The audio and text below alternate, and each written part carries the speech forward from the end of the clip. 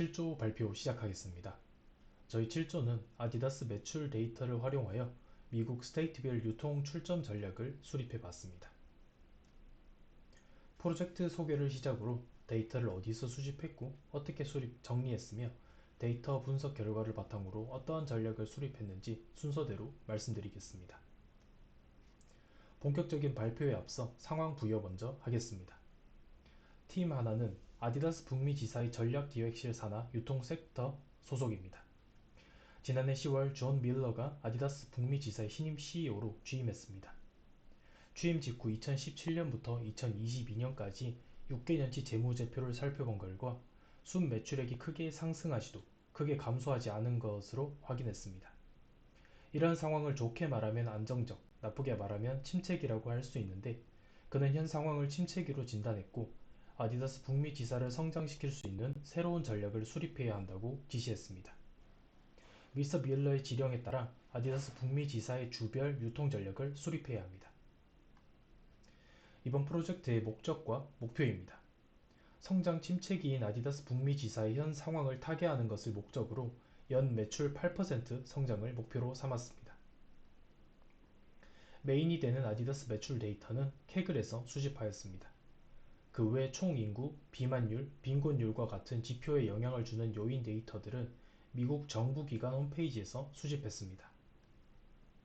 저희가 수집한 데이터의 속성 및 결측치 확인 결과 별도로 전처리해야 할 값들은 없었습니다. 저희 아디다스에서 출점하고 있는 스테이트는 총 50개로 미국 전역에 출점해 있습니다.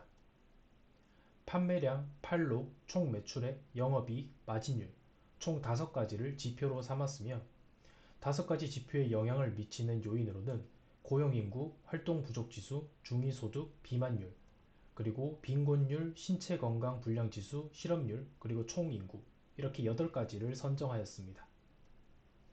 저희는 총인구, 고용인구, 중위소득 요인들은 5가지 지표들과 양의 상관관계를 가질 것이라고 보았고 활동부족지수, 빈곤율 등 나머지 요인들은 음의 상관관계를 가질 것이라고 보았습니다.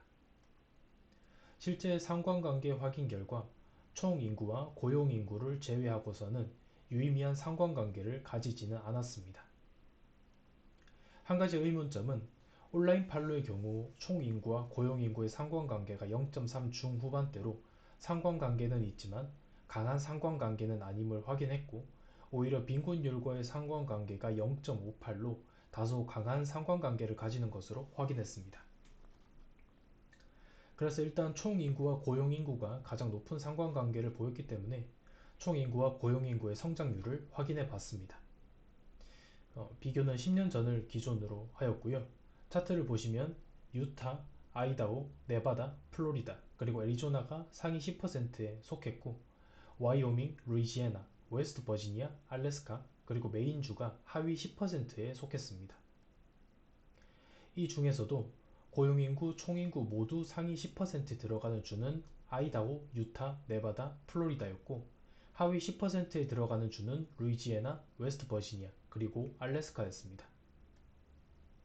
해당 주들의 판로 및 판로별 매출 비중을 확인해 본 결과 순위가 동일한 것도 있었고 그렇지 않은 것도 있었습니다.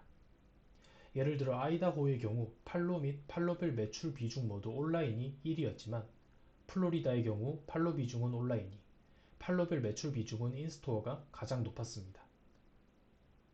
5가지 지표와 8가지 요인들 간의 상관관계 가설 외에도 추가로 2가지 가설을 더 수립하고 검증해 봤습니다.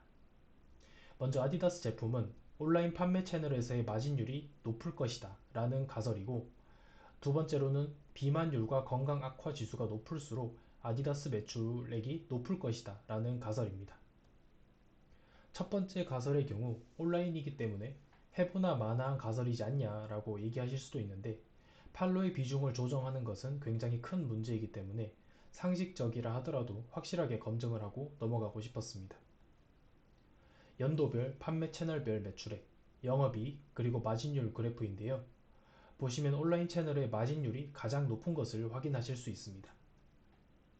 온라인 채널 중에서도 스포츠 다이렉트사의 평균 마진율이 가장 높았으며 스포츠 다이렉트사에서 판매하는 제품 중에서 특히 위멘스 어페럴의 평균 마진율이 가장 높았습니다. 오프라인도 한번 확인해 봤는데요. 오프라인 역시도 온라인과 마찬가지로 스포츠 다이렉트사의 위민스 어페럴 카테고리의 평균 마진율이 가장 높았습니다. 다음으로 비만율과 활동 부족 지수가 높을수록 저희 브랜드의 매출액이 높을 것이다 라는 가설입니다. 저희 브랜드는 스포츠웨어 브랜드이기 때문에 편한 옷과 기능성 옷이 많은 만큼 비만율과 활동 부족 지수가 높을수록 매출액도 높을 것이라고 보았습니다. 상관관계 확인 결과 마이너스 0점대 상관계수로 상관관계는 없는 것으로 확인했습니다. 여기서 저희 팀은 우리 브랜드가 비만인을 위한 큰 사이즈 제품을 충분히 공급하고 있지 않기 때문은 아닐까? 라는 추가적인 가설을 수립했습니다. 가설을 검증하기 위해 업계 선두주자인 나이키의 옷 사이즈와 저희 브랜드의 옷 사이즈를 비교해 봤습니다.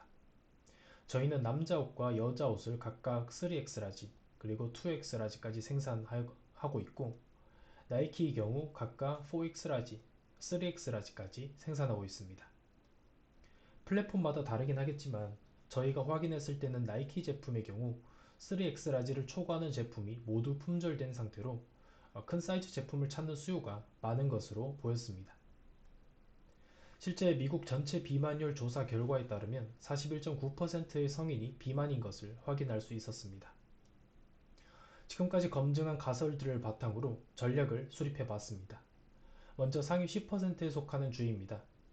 아이다호의 경우 팔로와 매출액 비중 모두 온라인 채널이 가장 높았습니다. 반면 유타, 네바다, 그리고 플로리다의 경우 인스토어의 매출액 비중이 가장 높았습니다. 그래서 아이다호의 경우 온라인에 보다 집중해야 할 것이며 유타, 네바다, 그리고 플로리다의 경우 인스토어 채널의 비중을 늘릴 것입니다.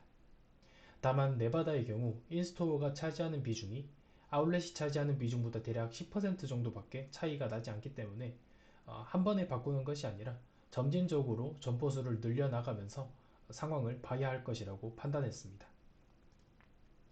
다음으로 하위 10%에 속하는 주입니다. 루이지애나, 웨스트 버지니아, 그리고 알래스카가 있는데 루이지애나의 경우 아울렛과 인스토어 매출액 비중이 12%, 14%로 온라인 매출 비중이 훨씬 못 미치므로 오프라인 점포수를 우선적으로 줄일 계획입니다. 반면 웨스트 버지니아와 알래스카의 경우 오프라인 채널의 비중이 더 높기 때문에 온라인 채널을 우선적으로 줄여나갈 계획입니다. 앞서 소개한 두 번째 가설 검증을 통해 온라인 채널의 마진율이 확실히 높은 것을 확인할 수 있었습니다.